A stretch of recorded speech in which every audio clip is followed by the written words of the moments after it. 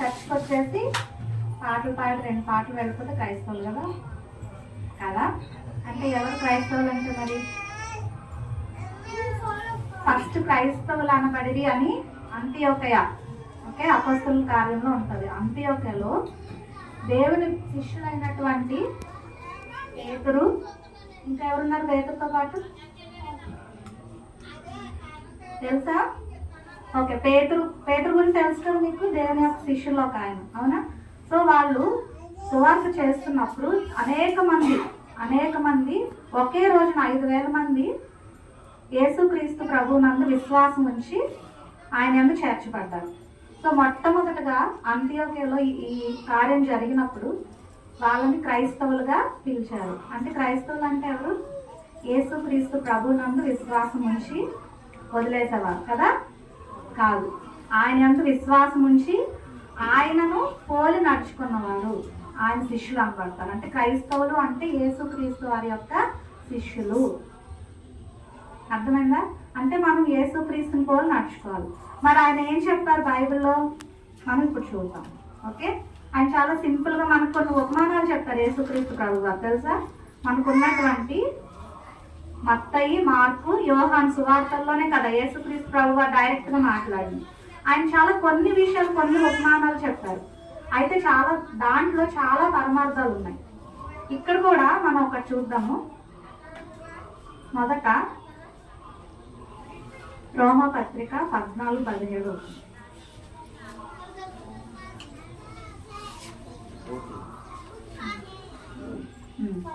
Romans 14:17. రోమీలకు రాసిన పత్రిక 14వ అధ్యాయం 17.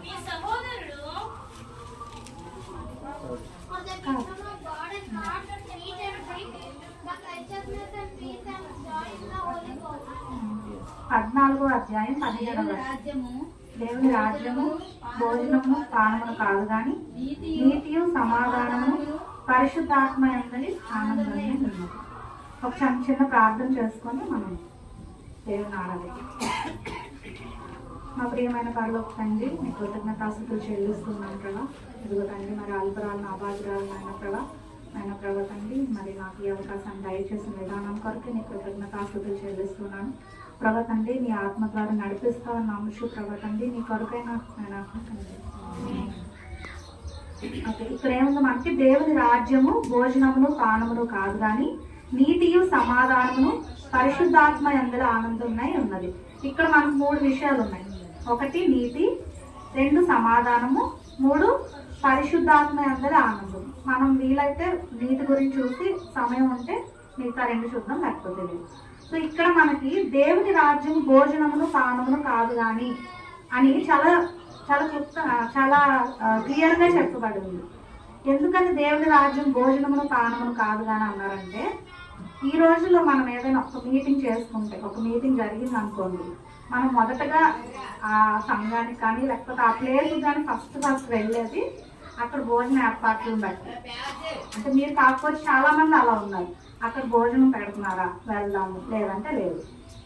ఓకేనా? అక్కడ ఏమైనా మనకి ఆహ్లాదంగా ఉందా, వెళ్దాము, లేదంటే లేదు అని అనుకుంటాం. కానీ ఇక్కడ మనకి బైబిల్లో ఏం చెప్పబడుతుందంటే, దేవుని రాజ్యము భోజనములు పానములు కాదు కానీ, అంటే భోజనాలు ఉండవని కాదు, ఉంటాయి, భోజనాలు ఉంటాయి, కానీ దానికే మీరు ప్రయారిటీ ఇవ్వద్దు.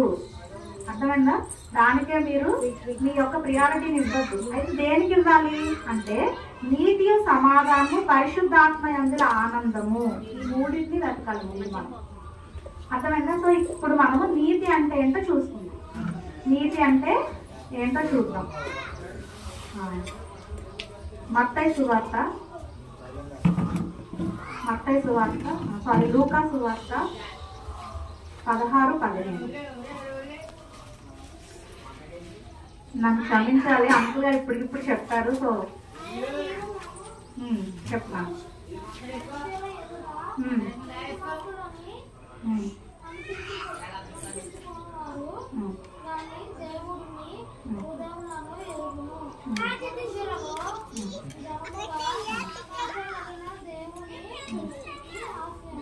చాలా ఇక్కడ మీరు మనుషుల ఎదుట నీతి మంతులని అనిపించుకునేవారు కానీ దేవుడు మీ హృదయంలో ఎరుగును. అర్థమైందా? ఇక్కడ మనం ఏం చేస్తాం, మనం నీతి అంటే ఏంటి? ఎదుటి వారికి సహాయం చేయడము, అవునా? నెక్స్ట్ ఎదుటి వారిని బాధ పెట్టకుండా ఉండడము అని ఈ విషయాలు మనం అనుకుంటాం. సో నేను నీతి మంత్రాలుగా ఉన్నాను లేదంటే నీతి మంత్రుడుగా ఉన్నానని మనం అనుకుంటాం. అయితే ఇక్కడ దేవుడు ఏం చెప్తున్నారంటే మీరు మనుషుల ఎదుట నీతి మంతులని అనిపించుకునేవారు కానీ, అంటే మనము మనుషులకు కనబడాలని మాత్రమే మనం కొన్ని పనులు చేస్తూ ఉంటాం. కానీ ఇక్కడ దేవుడు మీ హృదయములను ఎరుగును. అయితే మనకి బైబిల్ గ్రంథంలో ఒక మాట ఉంది, ఏంటంటే మీ నీతి దేవుని ఎదుట మురికి గుడ్డ వలె ఉంది. మన ఎదుట మురికి గుడ్డ ఉందనుకోండి, ఏం చేస్తాం? బాగా మడత పెట్టి బీరువాలో పెడతాము, పడేస్తాం. లేదంటే ఉతికి అది అవసరమైంది అనుకుంటే ఉతికి ఉంచుతాం, లేదంటే అవసరం లేదనుకుంటే పడేస్తాం. సో ఆ రకంగా ఉంది మన నీతి. మరి మనకు నీతి ఎలా వస్తుంది? మనం చేసే పనులను బట్టి మనం నీతి మంతులుగా తీర్చబడట్లేదు. మరి మనం నీతి మంతులుగా తీర్చబడాలంటే ఏం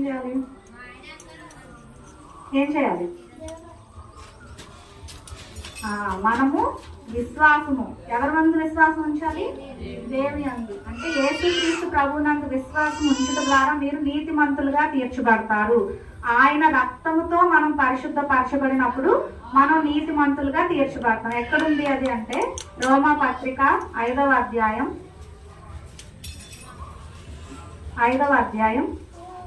6వ వచనము. ఎలయనగా మనం ఇంకా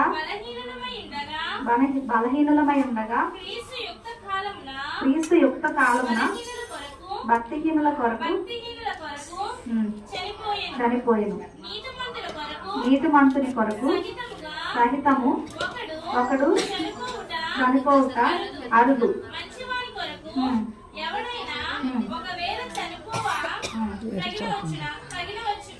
తెగింపవచ్చు.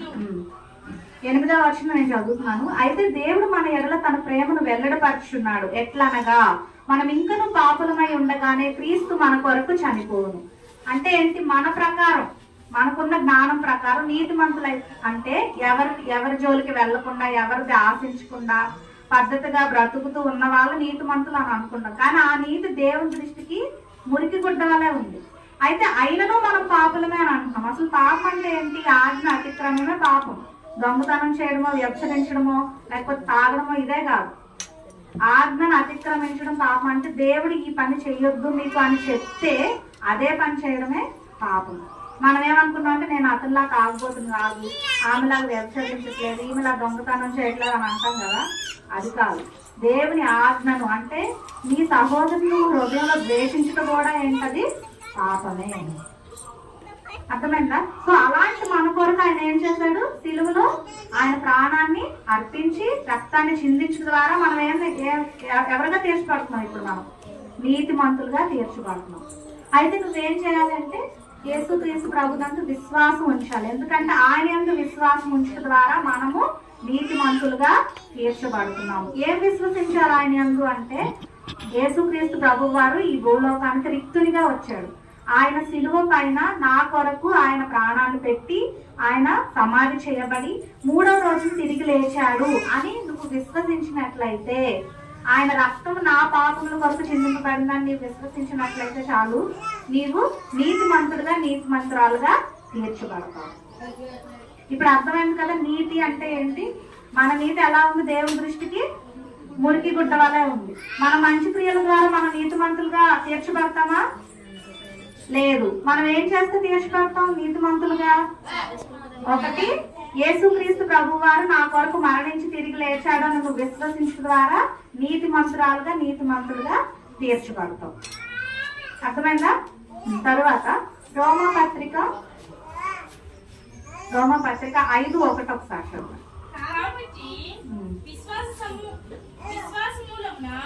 మనము నీతిమంతులుగా తీర్చబడి మన ప్రభువైన యేసుక్రీస్తు ద్వారా దేవునితో సమాధానము కలిగి ఉందుము.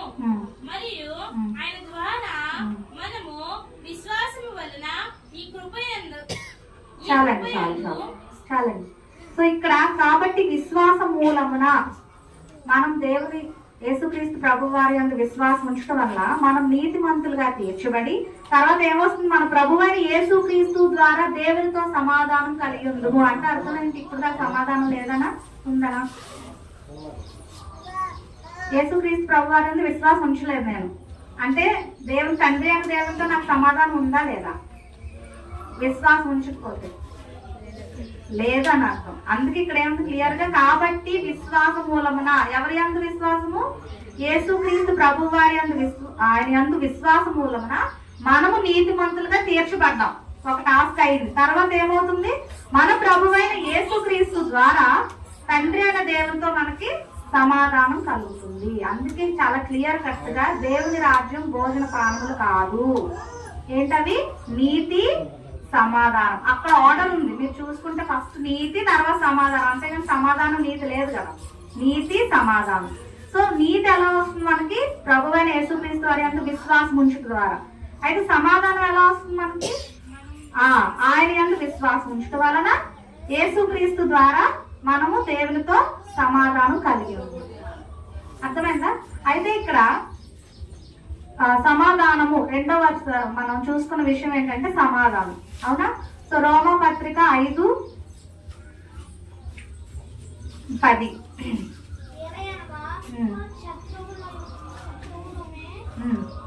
శత్రువులమై ఉండగా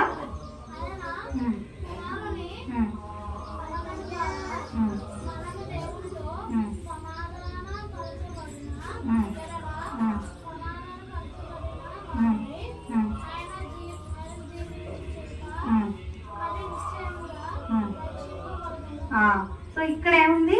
ఏలయనక శత్రువులమై ఉండగా. మనం ఎందుకు శత్రువులు అయ్యాం? మనం శత్రువులు ఎవరు ఎప్పుడవుతాం? ఎవరికైనా సరే మనము నార్మల్ గా మన ప్రపంచంలో మనం ఎవరికైనా సరే మన సొసైటీలో ఎప్పుడు ఎవరికి శత్రువులు అవుతాం మనం? గొడవలు అంటే ఏంటి? వాళ్ళకి మనకు పడనప్పుడు మనం శత్రువులు అంటాం. కానీ ఇక్కడ దేవుని శత్రువులు ఏమో అంటే ఏంటి?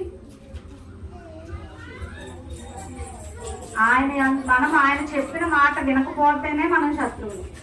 అర్థమైందా? ఏదో పెద్ద పాపం తప్పు చేసి కొట్టుకుంటే కాదు, ఆయన యొక్క ఆజ్ఞను మనం మీరాం కాబట్టి మనం శత్రువులు. మనం మీరమా? ఆది ఆదాం మీరారు కదా, కానీ ఆయన నుంచి వస్తున్న మన జనరేషన్స్ అన్నిటికీ కూడా ఆ పాపం ఏమైంది?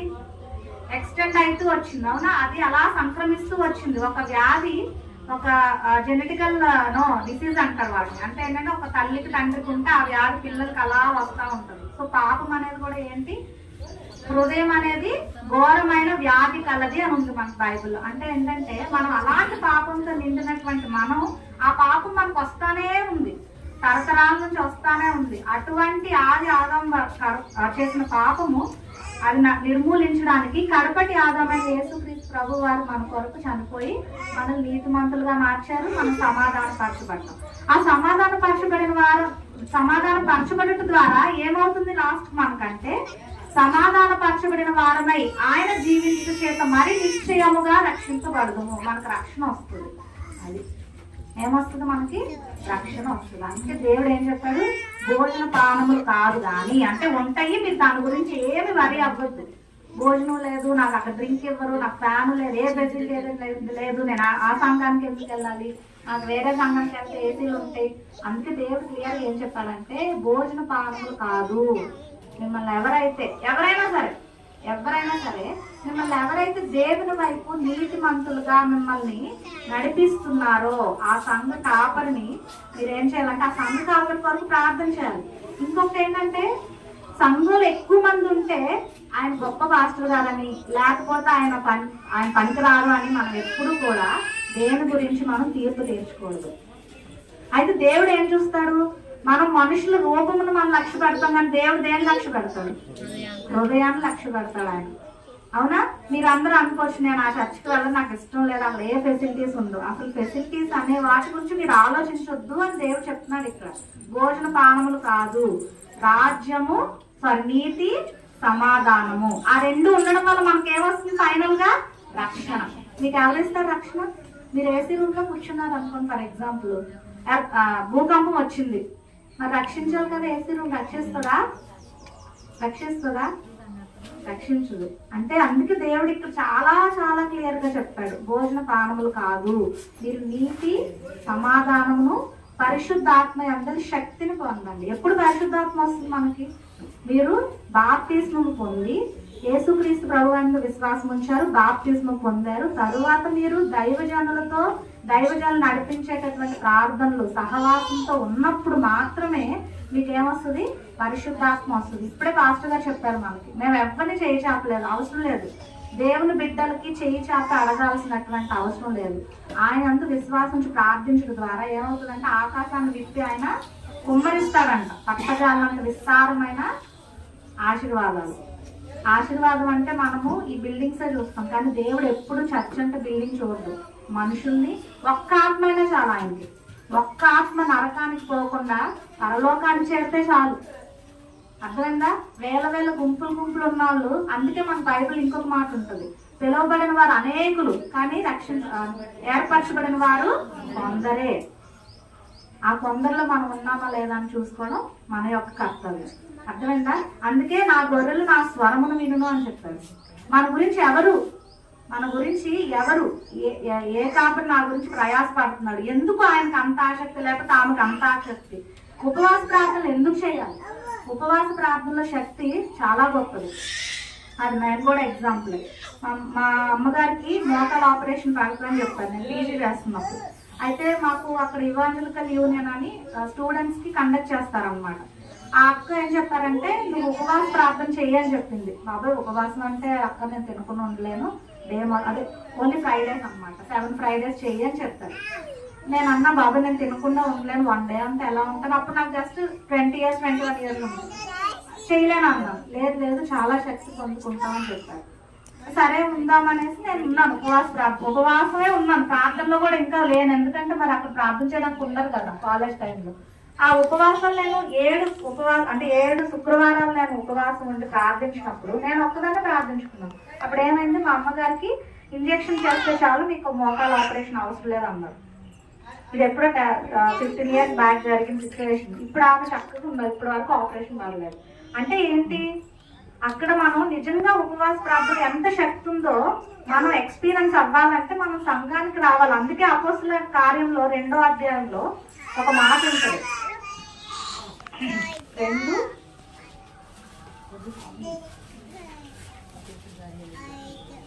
41 నుంచి చదవండి. 41, 42. కాబట్టి అతని వాక్యము అంగీకరించిన వారు బాప్తిస్మం పొందిరి. ఆ దినమందు ఇంచుమించు 3,000 మంది చేర్చబడిరి. వీరు అపోస్తుల బోధయందును సహవాసమునందును విరుచుటయందును. అంటే ఇక్కడ ఏమైందంటే మనకి ఈ పేతురు, అపోస్తులుడైన పేతురు ఆయన వాక్యం చెప్పినప్పుడు ఎంతమంది చేర్చబడ్డారు? 3,000 మంది. ఇక్కడ ఒకటి గుర్తుంచుకోండి, ఆయన ఎక్కడ ఒక బిల్డింగ్ ను కట్టి ఆ బిల్డింగ్ లో నేను ఇక్కడ కూర్చుంటా మీరు అందరు రండి అని ఎప్పుడు సువార్త చేయలేదు. నిజమైన సువార్థికులు దేవుని బిడ్డలు ఎప్పుడు కూడా కంఫర్ట్ లైఫ్ ని కోరుకోరు. ఇంకొకటి గుర్తుపెట్టుకోండి, క్రైస్తవులకు ఎప్పుడు కంఫర్ట్ లైఫ్ ఉండదు. అర్థమవుతుందా? మనం ఈ లోకంలో ఉన్నదంతా నేను పెంట కుప్పతో సమానమని ఎంచుకున్నానని అపోస్తులుడైన పౌలే చెప్పారు. ఆయనతో పోలిస్తే మనం ఎంత, వాళ్ళు ఎలాంటి సువార్త చేశారు, ఎంత కష్టపడ్డారు. అంత కష్టపడి సంఘం కట్టుకొని ఒక ప్లేస్ లో ఉండిపోయారా? వాళ్ళు ఉండిపోవచ్చు కదా. మరి అదే కదా, ఒక సంఘాన్ని నిర్మించేసి అదే రూమ్ లో అక్కడే కూర్చొని మీరు రండి మిగతా వాళ్ళందరూ రండి ప్రార్థన చేసుకుని అనొచ్చు కదా. ఎందుకు అక్కడ సంఘాలు నిర్మించి అది వదిలిపెట్టి వేరే ప్లేస్కి వెళ్ళి అక్కడ జనుల్ని చేయకపోతే అక్కడ విడిచిపెట్టి ఎందుకు వాళ్ళ గురించి ఏమి సంపాదించుకోమని అంత అలా చేశారు? అంటే వాళ్ళు ఈ వాక్యాన్ని తెలుసుకున్నారు, భోజన పానములు కాదు, నీతి సమాధానము పరిశుద్ధాత్మ అందరి శక్తి కలిగి ఉన్నాను, నాకు చాలు ఇది ఈ జీవితం. ఎందుకంటే నేను ఉండబోయేది నిరంతరము నా యొక్క ప్రభువైన యేసుక్రీస్తుతో నేను నిరంతరం ఉండే రాజ్యంలో. దాని గురించి నేను పాటుపడతాను తప్ప ఇక్కడ ఇహలోక రాజ్యం ఈ రోజు ఉంటే నెక్స్ట్ మూమెంట్ తెలియదు. మనం నెక్స్ట్ మూమెంట్ మనం బ్రతుకున్నామంటే అదేంటి? దేవుని యొక్క కృప. సో ఇక్కడ మనకేముంది, మీరు రక్షణ పొందారు. ఎంతమంది మీలో బాప్తిస్మం పొందారు? ఓకే, దేవునికి వందనాలు. సో బాప్తిస్మం పొందాక ఎవరెన్నలో వాళ్ళు కూర్చోవాలని ఉంది. ఇక్కడ వాక్యంలో ఏముంది చూడండి, నేను చదువుతున్నాను చూడండి. వీరు అపోస్తుల బోధ అపోస్తలుల బోధ అంటే ఈ జనరేషన్ లో మనం పాస్టర్లు అనుకున్నాం. వారి బోధ, తర్వాత సహవాసము. సహవాసం అంటే ఏంటి? పాస్టర్ గారు వందనాలు, పాస్టర్ గారు అమ్మ వందనాలు అని కాదు. సహవాసం అంటే వాళ్ళతో కూర్చొని సంఘం గురించి భారం కలిగి ప్రార్థించడం సహవాసం అంటే. ఆ సహవాసంలో ఉపవాస ప్రార్థనలు వస్తాయి, మీటింగ్స్ వస్తాయి, అన్నీ వస్తాయి. అర్థమైందా? తర్వాత రొట్టె విరుచుట యందు బల్ల తీసుకోవడం, ప్రార్థన చేయుట యందు ఎడతెగక. ఎడతెగక అంటే కంటిన్యూస్ అన్నమాట. ఈ రోజు వచ్చాం కదండి మేము రేపు రావండి అని కాదు. ప్రతి రోజు ఎప్పుడు ప్రార్థన జరుగుతుందో, ఎప్పుడు ఇక్కడ మీటింగ్ పెడుతున్నారో. అందుకే దేవుడు అన్నారు, యేసుక్రీస్తు ప్రభు తెలుసు, 1000 మంది ఉంటేనే సంఘం అనుకుంటారు వీళ్ళు ఫ్యూచర్ లో. ఆయన ఒక మాట ఉన్నాడు, ఎక్కడ 2-3 నా నామమును కూడి నన్ను ప్రార్థిస్తారు అక్కడ నేను ఉంటాను అన్నాడు. కానీ ఎక్కడ లక్షల మంది ఉంటారు అక్కడ ఉంటాను అన్నాడు. మరి అనాలి కదా, ఎందుకు అనలేదు ఆయన? 2013 సంవత్సరాల క్రితము చెప్పొచ్చు కదా ఆయన, ఎందుకు అనలేదు? అది కరెక్ట్ కాదు. మీరు ఎప్పుడు దయచేసి దేవుడు ఎందుకు నడిపించాడు నాకు తెలియదు, ఈ వాక్యం నాకు అందులో చెప్పలేదు, ఇప్పటికిప్పుడు పిలిచారు. దేవుడు ఎందుకు నడిపించాడు నాకు తెలియదు, కానీ మరి పరిశుద్ధాత్మ దేవుడు ఇచ్చారో తెలియదు. కానీ నేను ఒకటే చెప్పదలుచుకుంటున్నాను, ఎప్పుడు మనము పై రూపాన్ని మనం లక్ష్య పెట్టాలి. మనం చూసి మోసపోకూడదు. మనం చూడాల్సింది నా గురించి, నా ఆత్మ గురించి. ఎందుకు వీళ్ళకి ఇంత బాధ్యత? ఎందుకు నేను చర్చకు రాకపోతే వీళ్ళు నన్ను తీసుకొని లాక్కొని వస్తున్నారు? ఎందుకంటే నిన్ను రక్షించడం వలన వారికి బహుమానం ఉంది, నీకు కూడా బహుమానం ఉంది. ఇది కూడా ఏంటంటే ఒక వైరస్ లాగే. వైరస్ ఏంటి? నాకు వచ్చినంత నీకు వస్తుంది, నీకు వచ్చింది అంటే సువార్త. రక్షణ సువార్త కూడా అలాగే ఉంటుంది. నువ్వు రక్షింపబడ్డావు, నువ్వు పరలోకం ఉండబోతున్నావు, నువ్వు ఇంకొకరిని ఎందుకు రక్షణలోకి నడిపించద్దు? అందుకే నరకానికి పోతున్నటువంటి వారిని పట్టుకొని లాగిన వాడు, అర్థమైందా, జ్యోతుల వల్ల ఉంటాడంట ఆకాశంలో. ఎవరైతే నరకానికి రక్షణ నుంచి తప్పిపోతున్నారో వాడిని పట్టుకొని ఆ యొక్క భూమి నుంచి లాగిన వాడు ఆకాశంలో జ్యోతుల వల్లే ఉంటాడంట. వాళ్ళకి నీతిమంతమైన కిరీటం, అక్కడ జీవ కిరీటం సిద్ధపరచబడి ఉంది. మరి అంతటి బాధ్యత ఉన్నప్పుడు నువ్వు మామూలు లోకానుసారమైన విషయాల గురించి ఎందుకు నువ్వు బాధపడుతున్నావు? ఎందుకు వాటికి నువ్వు ఇంపార్టెన్స్ ఇస్తున్నావు? ఓకేనా? సో దేవుడు ఈ విషయం మీకు చెప్పాలనుకున్నాడు. నేనేం చెప్తున్నానంటే, మీరు ఈ యొక్క సహవాసంలో ప్రార్థన ఎప్పుడైతే ఉంటారో మీ సంఘం ఆటోమేటిక్ గా ఆశీర్వదింపబడుతుంది. ఇదే మనకు సాక్ష్యం. నిజంగా ఆయన ఎవరిని చేయజాత అడగలేదు, ప్రార్థనే చేశారు. అయితే నేను మిమ్మల్ని ఏం కోరుకున్నానంటే, మీరు కూడా దయచేసి మీరు సంఘంగా మీ పాస్టర్ గారు కూర్చున్నప్పుడు ఒక్కళ్ళైనా చాలు, నా ఫ్రెండ్ రాలేదు నేను తర్వాత వస్తానని వాళ్ళతో సంబంధం పెట్టుకోవద్దు. ఎందుకంటే యేసుక్రీస్తు ప్రభువే మన యొక్క స్నేహితుడు, మన కొరకు ప్రాణం పెట్టిన స్నేహితుడు. ఇంకెవ్వరూ మన కొరకు ప్రాణం పెట్టలేదని గుర్తుపెట్టుకోండి. నీ సొంత తల్లి కూడా నీ కొరకు ప్రాణం పెట్టదు. నువ్వు చనిపోతే బాధపడుతుంది అంతే. కానీ ఆయన ప్రేమను కలువరి శిలువలో చూపించి మన నీతిమంతులుగా తీర్చి ఈ రోజు రక్షణను మనకు దయచేశాడు. ఈ రోజు నేను చచ్చిపోతే నేను ఆయనతో ఉంటానని ఎంతమంది చెప్పగలం? మనం చెప్పలేము. ఎందుకంటే మనం ఆరాట పడుతుంది ఇహలోక సంబంధమైన వాటి గురించి కాబట్టి. సో అందుకే ఇహలోక సంబంధమైన వాటి ముందు మీరు లక్ష్యం ఉంచొద్దు. మీరు లక్ష్యం ఉంచాల్సింది ఎప్పటికీ శాశ్వతంగా నిరంతరంగా ఉండే యుగయుగాలు ఉండే ఆ రాజ్యం కొరకు. అర్థమైందా? దేవుడి కొద్ది వాక్యాన్ని దీవించిన కాక